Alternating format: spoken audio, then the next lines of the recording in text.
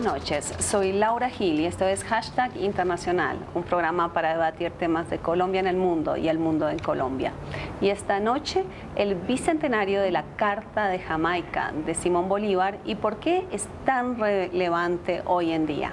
Nuestro hashtag numeral Bolívar. Bienvenidos.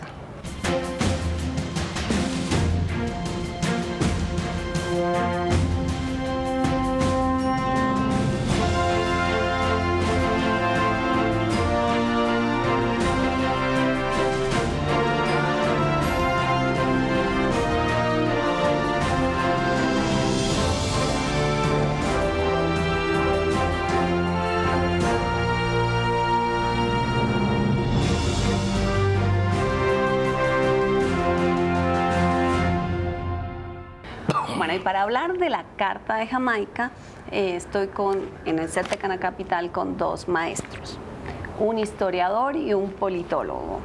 Medófilo Medina, profesor de la Universidad Nacional, muy bienvenido, y Ricardo García, politólogo, también profesor universitario.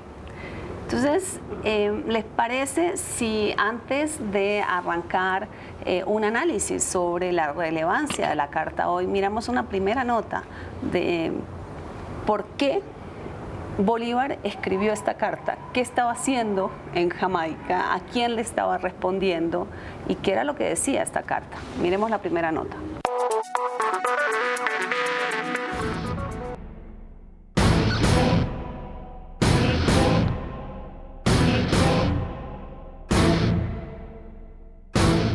Es una idea grandiosa pretender formar de todo el mundo nuevo una sola nación con un solo vínculo que ligue sus partes entre sí y con el todo.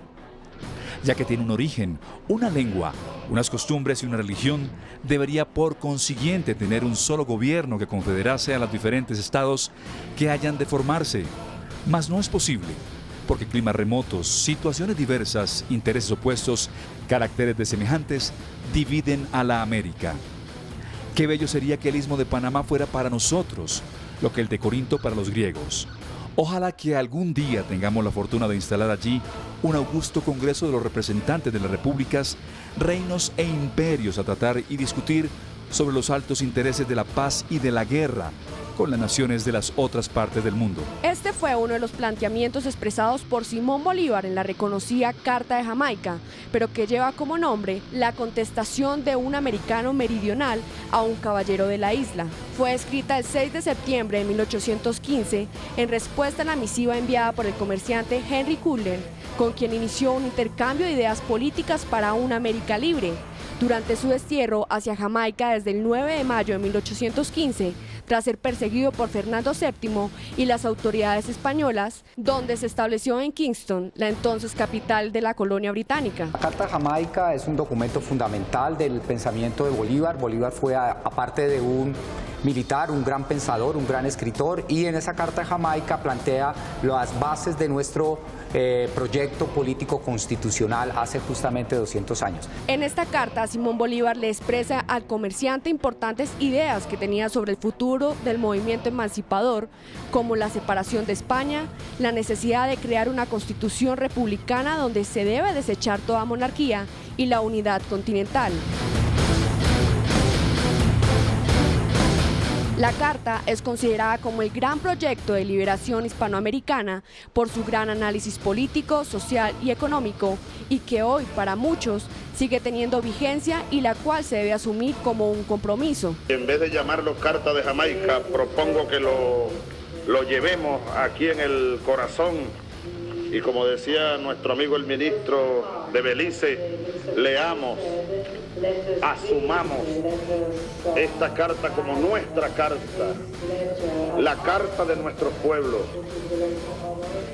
y por qué no, pudiéramos llamarlo el compromiso de Jamaica, más que la Carta de Jamaica.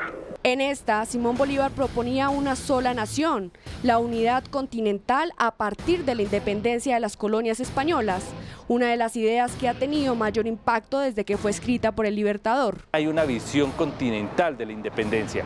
Para Bolívar la independencia es un fenómeno que tiene una dimensión continental.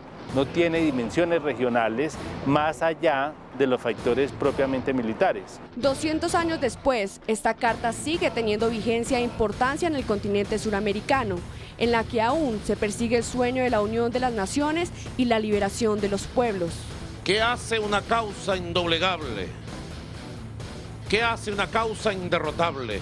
La justeza de sus principios, la justeza y nobleza de sus objetivos, la justeza de su espíritu, la justeza de su búsqueda. Por eso la causa de Bolívar, del Bolívar solo, derrotado de hace 200 años, ha sido y es una causa indomable, una causa que tuvo, tiene y tendrá un solo destino: la victoria de los pueblos, la victoria de la independencia de nuestros pueblos.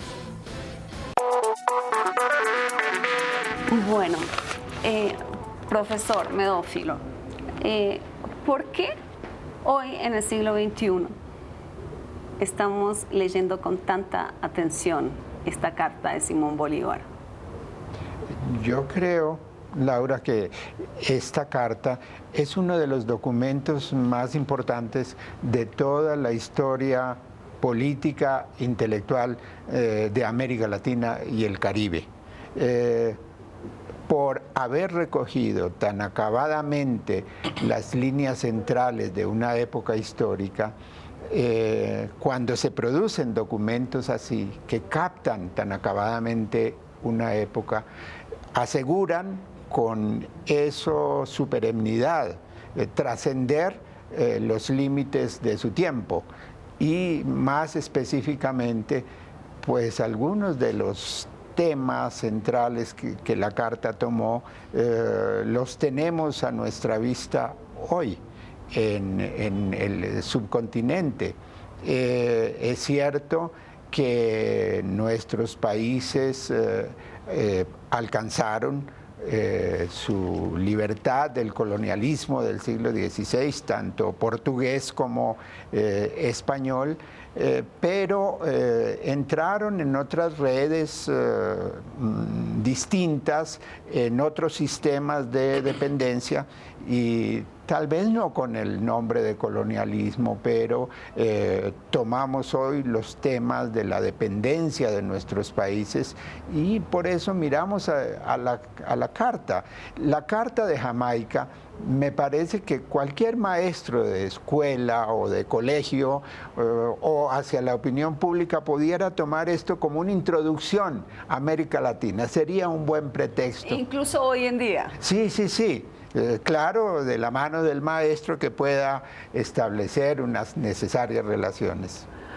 Ricardo, ¿y usted dicta esta clase? O sea, esta carta, ¿la incluye en los currículums de las clases que dicta?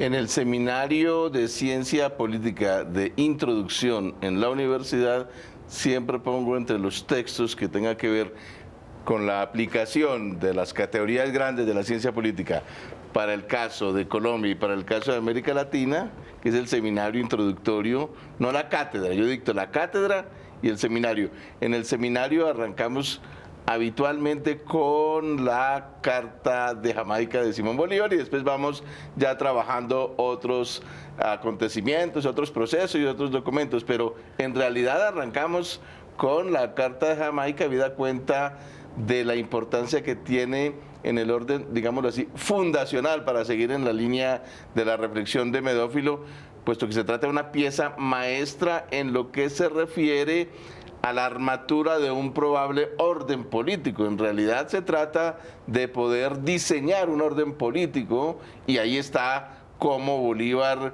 piensa en un orden político bajo dos perspectivas, me parece a mí. Bajo una perspectiva fundacional, mitológica, si se quiere, seminal, originaria, que es qué es lo que va a pasar cuando se acabe ese otro orden político, que es el orden colonial.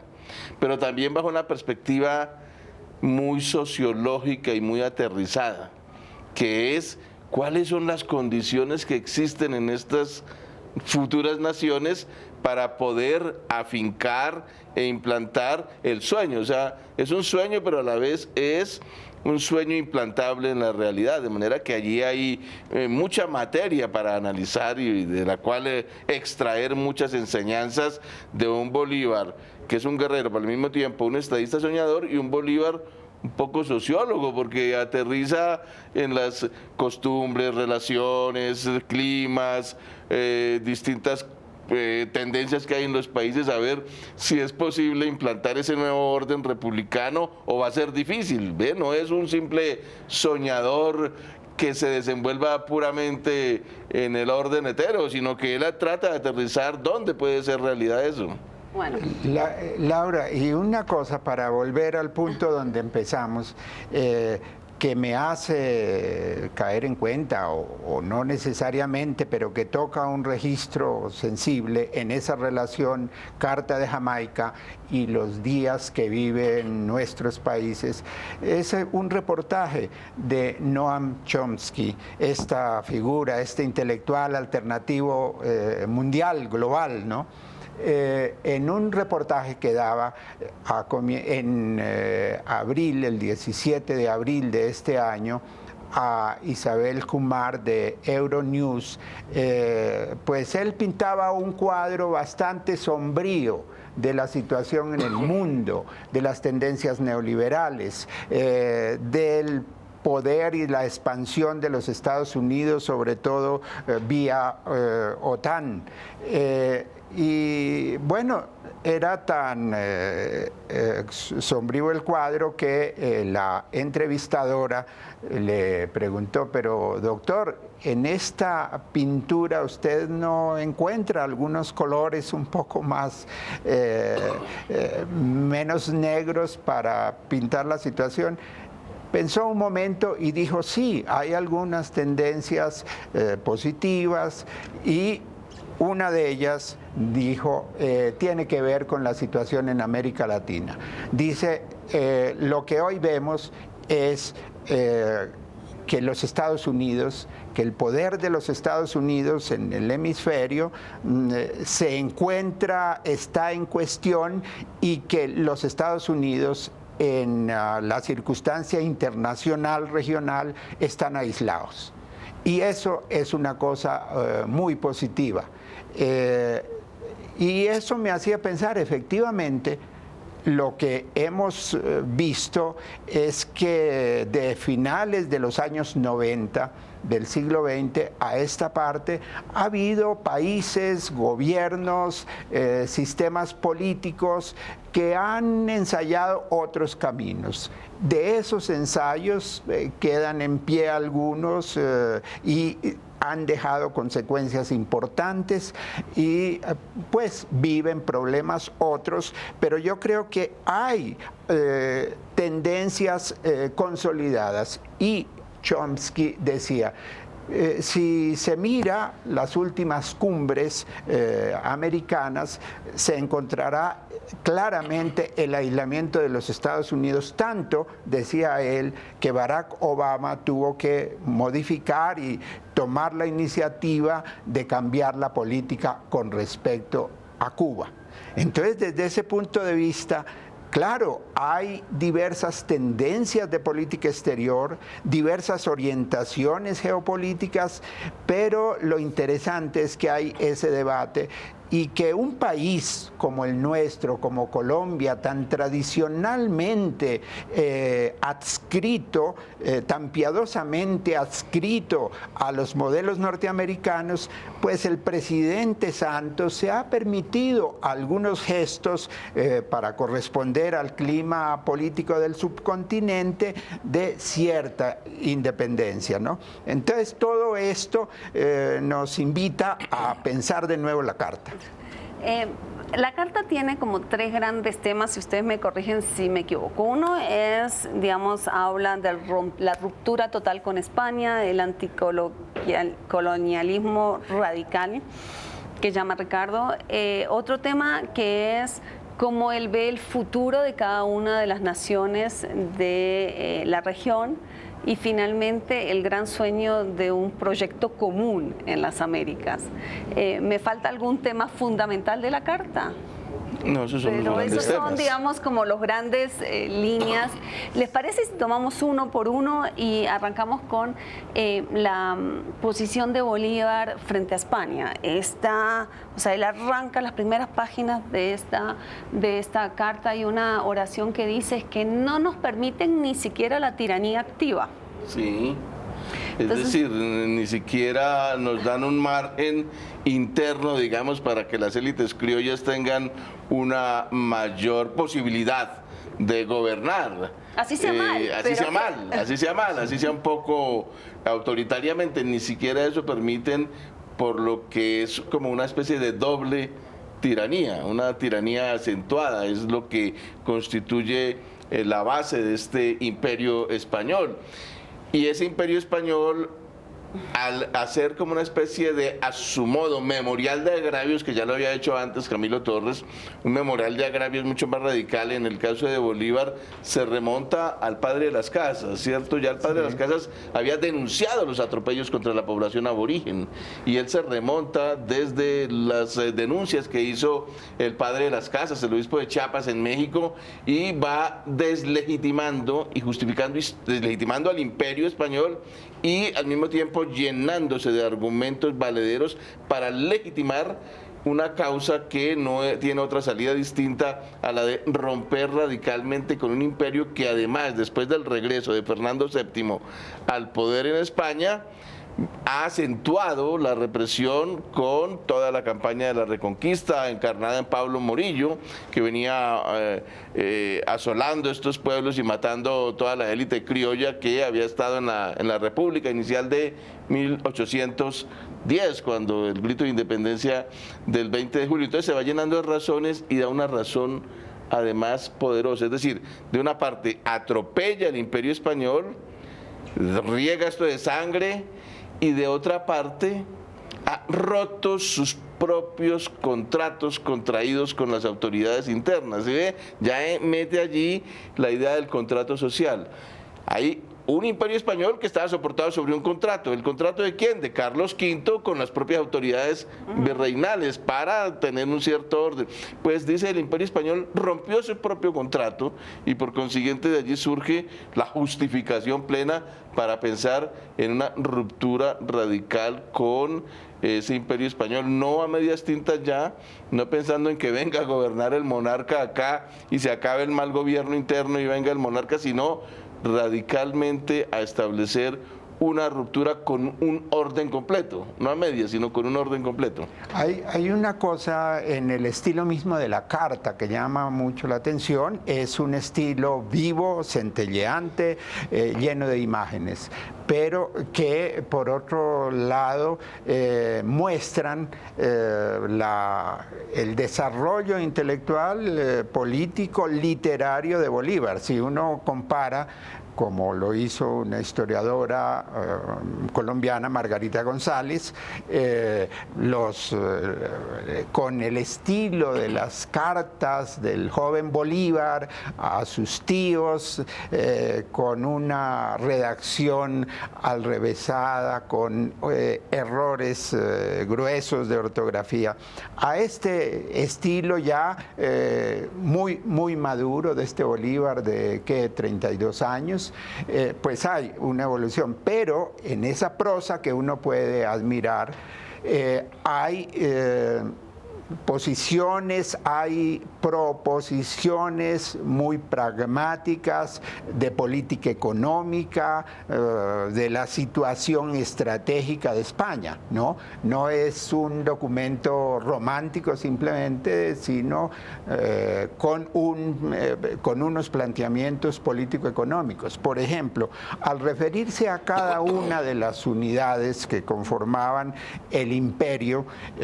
comenzando por la Nueva España, es decir, México, siguiendo con la Capitanía General de Guatemala, que agrupaba a los que después de la independencia serían 5 o 6 países, siguiendo con la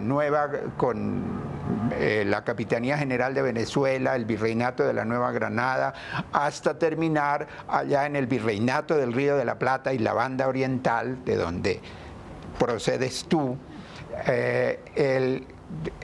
siempre a cada una de esas unidades, el Perú por supuesto, comienza con la población. ¿Qué población tiene? Es decir, es una salida concreta, ¿no? Y ya hablan de, o sea, es muy impresionante ver de la imagen de los desplazados, como que nos están desplazando de nuestras tierras. O sea, él varias veces está hablando de que no podemos saber cuánta gente hay porque los están sacando.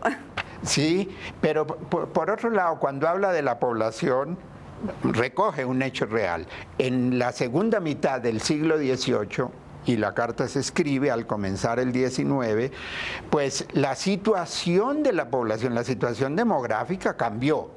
Esta historia de los tiempos de la conquista, la destrucción brutal de la población indígena y luego el estancamiento de la población en el siglo XVII ha dado lugar a un crecimiento de la población indígena, por ejemplo, por supuesto de la población negra que no se renueva por cada importación de esclavos, sino que ha comenzado a generar un crecimiento vegetativo, y por otro lado este fenómeno de la población mestiza, esta mezcla de razas que va a configurar cromáticamente. Esto lo recoge, pero no idealiza. De todos modos señala, es una población escasa. Y por eso en la carta aparece lo que luego en otros fragmentos de la obra de Bolívar aparecerá, que es las soledades de América. Es una figura a la que acude. En eso muy parecido a las expresiones que se permite Alexander von Humboldt, justamente en la constatación de esa simetría de grandes espacios, de una población muy mezclada, pero por otro lado muy corta en su significación cuantitativa. Hace unos trazos firmes y claros, como una especie de pintura al analizar cada una de esas realidades, como en un mosaico inmenso va trazando unas grandes pinceladas en donde recoge, en mi opinión, analizando ahí la carta, pues las avances y las aportaciones del nivel en que estaban los primeros estudios de sociología y de economía de la época. Uno adivina claramente cómo vincula el clima y la extensión de cada territorio. Hay una gran extensión, el clima y la riqueza son de esta y estas características. Lo que uno ve claramente, los avances que hasta ese momento tenía la sociología contemporánea. Es decir, uno ahí adivina, por ejemplo, los avances sociológicos a los que había llegado Montesquieu. Desde luego que más tarde, a lo largo del siglo XIX, va a haber muchos mayores avances, todo el positivismo de Durkheim, 90 años después, pero allí lo que había era el avance de Montesquieu para relacionar, para romper con el idealismo en la comprensión y la teología en la comprensión de los fenómenos sociales. ¿Cuáles son las coordenadas de ese momento? Pues la extensión del territorio, su clima, su agricultura en general, y él ahí vincula para poder dar el trazo con el que quiere caracterizar a esa región, Nueva España, o a la región de Nueva Granada y de la Capitanía de Venezuela, o el Perú. Por ejemplo, el Perú dice, el Perú, allí predomina mucho el oro y la esclavitud, y esos son enemigos de la República. El oro y la esclavitud socavan esa posibilidad. Pero cuando lo escucho hablar, Ricardo, del tema de que él habla de economía, sociología, también habla de derecho, ¿no? Porque tiene tiene unos párrafos donde habla del derecho de gentes y habla de la forma como los españoles están haciendo la guerra y como que se plantea, nosotros queremos hacer la guerra de otra manera, nosotros le respetamos la vida a los prisioneros de guerra españoles, pero nos están llevando a que va a ser suplicio por suplicio. Es como que algo que resuena muy actual también, la manera de hacer la guerra, ¿no? Sí, pero allí en este caso, yo creo que Bolívar se puede ubicar en lo que podríamos denominar ya después el tipo de concepción normativo sobre las constituciones, es decir, más que la formalidad de las constituciones, lo que cuenta son las relaciones reales bajo las que se gobierna un pueblo, ¿cierto? Allí en este escrito me parece a mí que hay las bases justamente para un orden constitucional de tipo liberal que sin embargo se fije sobre todo en las relaciones reales entre el orden político, entre el establecimiento político, entre el Estado y la población y las condiciones de esa población de las que hemos hablado hace un momento y de esa nación, ¿no? Geográficamente hablando, económicamente hablando, sociológicamente hablando. De acuerdo, Meófilo, son las bases del orden liberal de las Américas. Toma ahí como costumbres de los pueblos. Yo creo que en la vida de Bolívar, y lo dice el que encuentro, el biógrafo más competente, John Lynch, dice: Bolívar fue un hombre de pensamiento y acción. Y claramente vemos momentos de su desarrollo. Primero el pensamiento, y habla de su primera formación en Europa, sus estudios. Luego viene después de 1810 y se involucra rápidamente en la guerra, en la acción. Es la primera república venezolana y luego es derrotado, vuelve a la Nueva Granada.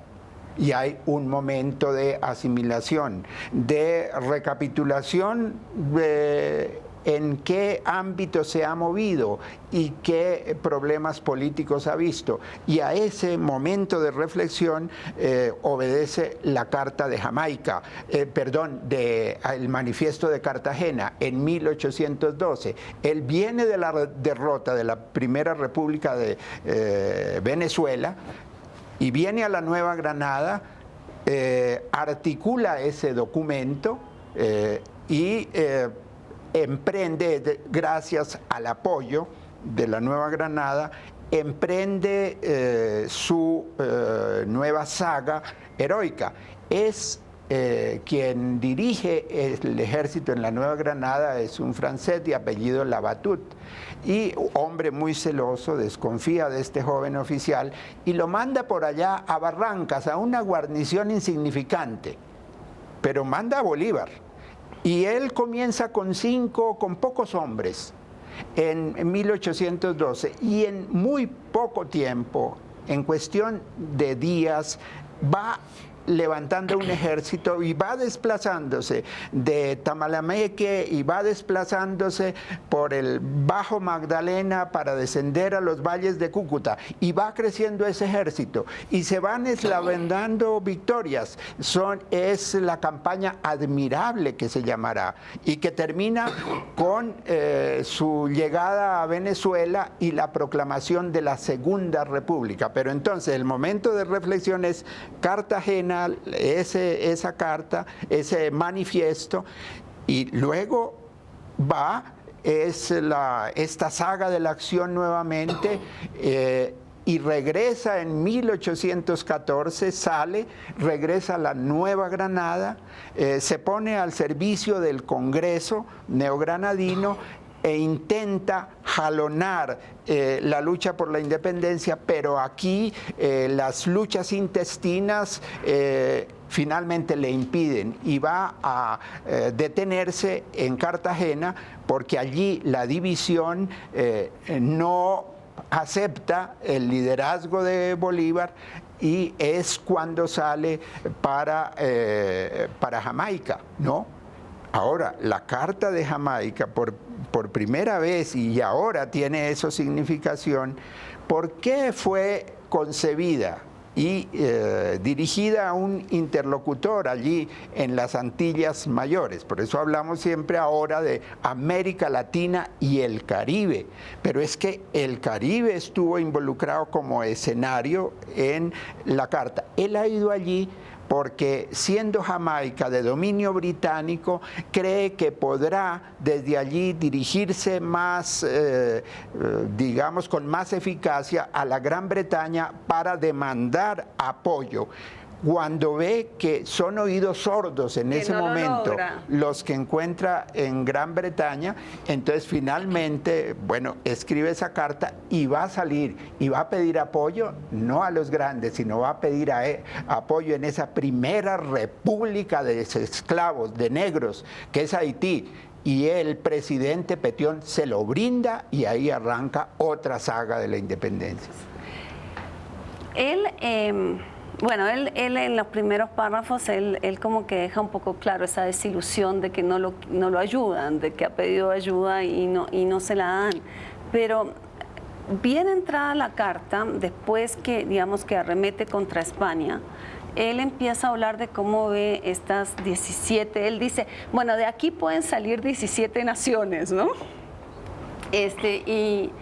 Y arranca, y con unas es muy optimista y con otras es menos optimista. ¿Le parece si entramos un poquito a pensar, a describir cómo él ve a lo que serían esta amalgama que termina siendo... Y antes de, a propósito de lo que usted está diciendo, Laura, antes de entrar a examinar las posibilidades en cada uno de estos bloques, él dice: yo deseo más que otro alguno, más que nadie, ver formar en América la más grande nación del mundo, pero no tanto por la extensión y las riquezas, menos por la extensión y las riquezas que por la libertad y la gloria. O sea, ese es su deseo general, pero después comienza a analizar y a ver las posibilidades reales de cada bloque de estos. Él dice, todavía es muy difícil presentir la suerte futura de este nuevo mundo, y después arranca haciendo justamente eso. Pero hay una cosa importante antes de que hagan ustedes sus reflexiones, y es que él aterriza una cosa importante para el caso de nosotros. Aquí lo tengo a la mano. Él analiza para el caso nuestro las posibilidades republicanas. Exacto. Dice, la Nueva Granada se unirá con Venezuela. Qué bueno que eso resuene bien en los oídos de todos estos pueblos, ¿no? Traído desde la historia, desde el fondo de la historia, que resuene con toda la fuerza y magnificencia de este deseo, de este sueño. Nueva Granada se unirá con Venezuela si llegan a convenirse en formar una república central cuya capital sea Maracaibo, o una nueva ciudad con el nombre de Las Casas, para rendirle homenaje al padre de Las Casas. Esta nación se llamaría Colombia, como tributo de justicia y gratitud al creador de nuestro hemisferio. Su gobierno podrá imitar al inglés, con la diferencia de que en lugar de un rey habrá un poder ejecutivo. O sea, es ya como más republicano y civilista completamente, ¿no? Electivo cuando más vitalicio y jamás hereditario, si se quiere república, una cámara o senado legislativo hereditario que en las tempestades políticas se interponga entre las olas populares y los rayos del gobierno. Mira que va calculando los equilibrios de poderes y los rayos del gobierno, y un cuerpo legislativo de libre elección sin otras restricciones que las de la Cámara Baja de Inglaterra. Ya está diseñando un régimen republicano de equilibrio de poderes. Claro, pero ¿por qué él, cuando empieza la descripción de varias, o sea, va por las regiones, él dice aquí la república sí tiene futuro y aquí no tiene tanto futuro? Sí, en particular su duda concierne a la Nueva España, es decir, México. Y acertó,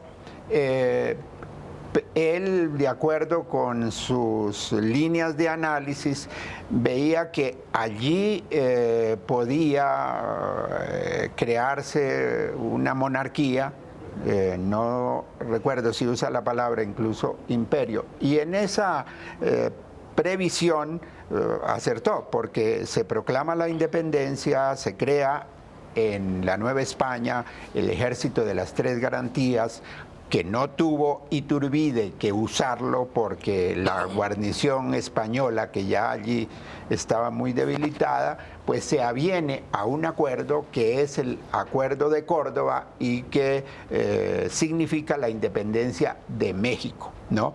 Pero luego Iturbide, en su propia, no sé, impulso de poder, pues proclama el imperio, un imperio que va a estar en pie alrededor de un año.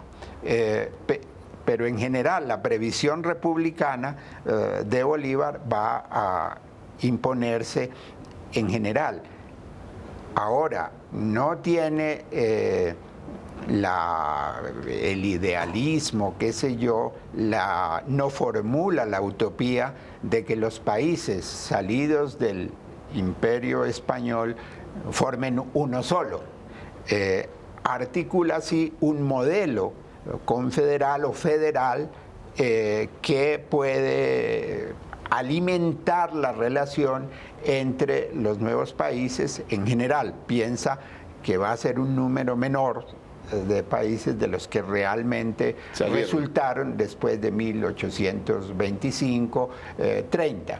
Pero encuentra entre una sola república y el modelo atomístico un punto intermedio de cooperación. Eso es lo interesante, Laura Enere, o sea, usted dijo al comienzo los 3 grandes capítulos, pero eso hay que agregarle uno transversal, y es una cierta visión pragmática de las cosas, o sea, en la perspectiva amplia de libertad y gloria para todos, da márgenes distintos de más o menos republicanismo en unos u otros, o sea, consultando las particularidades de cada región. Nos tenemos que ir a una primera pausa y ya volvemos con más del numeral Bolívar.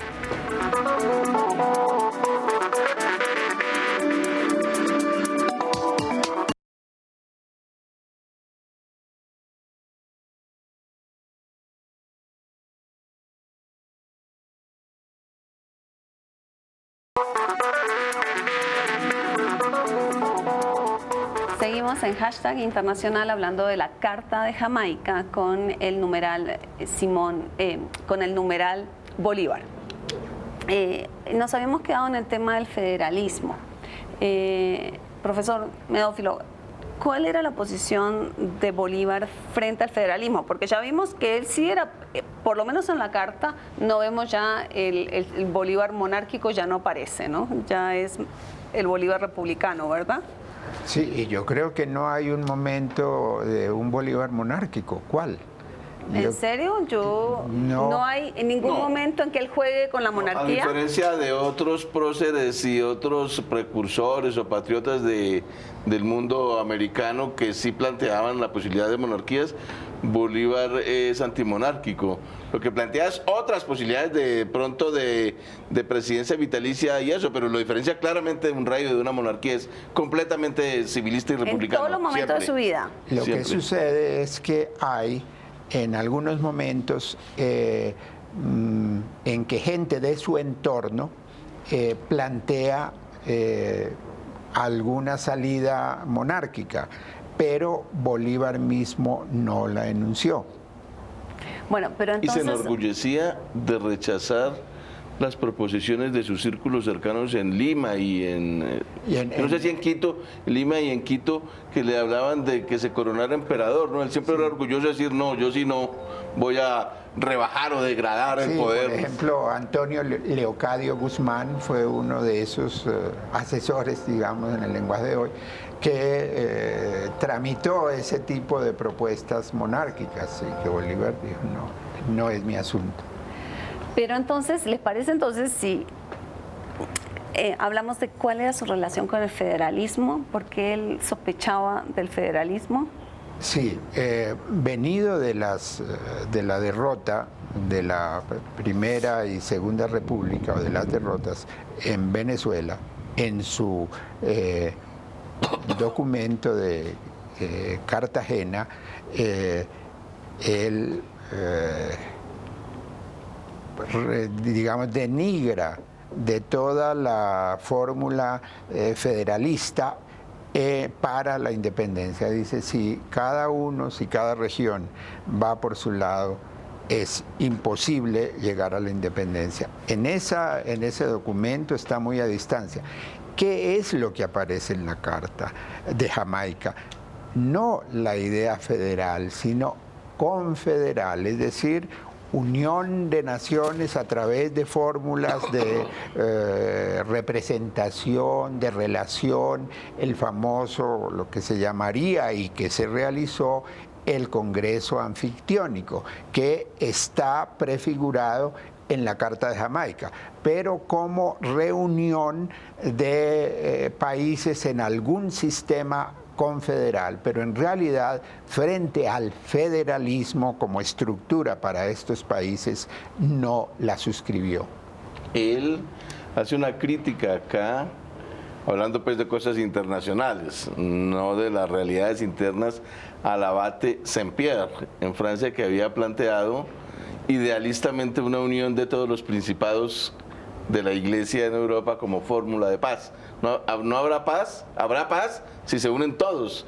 Y él ahí hay una pequeña anotación diciendo que eso sería un poco pues inasible, digámoslo así, por lo que yo interpretaría que estaría más cerca, siguiendo la reflexión de Medófilo, más cerca de la perspectiva de Kant, que siendo idealista era más aterrizada en su paz perpetua a propósito de la posibilidad de acuerdo entre las naciones, o sea, lo que llamaríamos un contrato social, pero a nivel internacional. Yo creo que más estaba en esa perspectiva en el caso de Bolívar para la América. A propósito de eso, plantea lo de que Panamá podría ser, ya ahí dice, Panamá podría ser la sede de un congreso en el cual se reúnan, pero yo creo que es para tramitar una suerte de contrato social entre las naciones, podría ser como más cercano a eso. No, bueno, yo les quería contar que cuando yo era pequeña estudiaba historia, los currículums de historia en Uruguay, me parece, seguramente eran similares en todos lados. Uno aprendía de Artigas y San Martín. Uno no le enseñaban nada de Bolívar, o sea, Bolívar era otro, o sea, era una nota al pie, otro mundo. Y no contaban la historia de toda la región. Uno aprendía San Martín y Artigas. Yo me pregunto si eso es lo mismo, si esto de no contar las tendencias, de no contar las corrientes, de no contar, de ver una islita, si eso sigue así en los currículums de historia hoy en día en los países, y si ustedes también cuando estudiaban les contaron solo un pedazo, o ustedes sí miraban al sur. O sea, nosotros, a mí no me enseñaron a mirar al norte. Entonces, ¿cierto? Mi pregunta es, ¿a ustedes le enseñaron a mirar al sur? Claro que en el caso de acá, Bolívar es una figura alrededor de la cual, claro, un poco mitificada y ahuecada, digamos, en los textos escolares, pero hay una dimensión importante, es que Bolívar siempre propuso una unión general y un congreso anfictiónico. Entonces, al menos siempre estaba dos cosas siempre que yo recuerdo. Es decir, no ya desde el punto de vista científico, como dijo usted ahora, sino de los recuerdos personales. En la historia que uno estudia había dos dimensiones latinoamericanas. La propuesta de congreso anfictiónico, que era el encuentro de todas las naciones de lo que sería hoy en día América Latina y el Caribe, y otra cuestión que era el encuentro de Bolívar con San Martín. Entonces ese encuentro siempre aparecía en los imaginarios como la posibilidad, el horizonte posible de una unión. Entonces era lo único que le parecía a uno de escolar, darle un horizonte un poco más amplio y no solamente aquí nacionalista. A ver, porque lo que yo sentí era también, Medófilo, me corrige si estoy equivocado, como una frustración en cómo se está enseñando la historia también. Porque la situación pinta aún peor que lo que tú dices, en el sentido en que desde los años 80 en el currículo escolar desapareció la asignatura de historia, con un argumento que a los niños había que contextualizarlos no en una disciplina, sino como en el entorno. Tampoco los contextualizaron en su propio entorno, pero de eso lo que sí quedó fue desterrada la disciplina de la historia. Y así nos enseñara también, de todos modos introducía desde la escuela primaria, pues unas ciertas nociones de proceso, unas ciertas nociones de el transcurso del tiempo.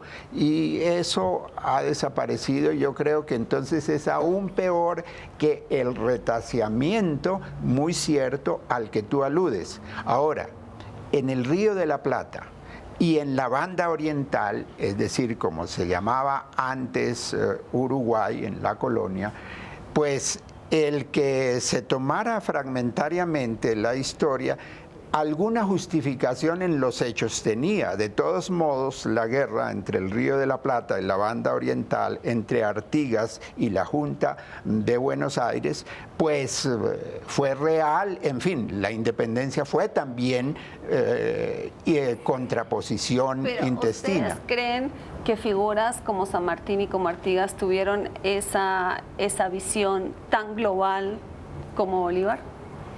Mira, es apasionante. Si uno hace con cuidado la historia, y lo hace comparativamente, la historia del ejército de los Andes, de San Martín, que primero es el ejército del norte, cuando crea por encargo de la Junta de Buenos Aires, pues un cuerpo militar, al cual lo primero que hace es incorporar a los indígenas que trae del territorio que él conocía, Misiones. Desde entonces, San Martín piensa en el norte. El norte es el virreinato del Perú. Para San Martín es convicción que si no se produce la liberación en el Perú, mientras tanto todo es reversible.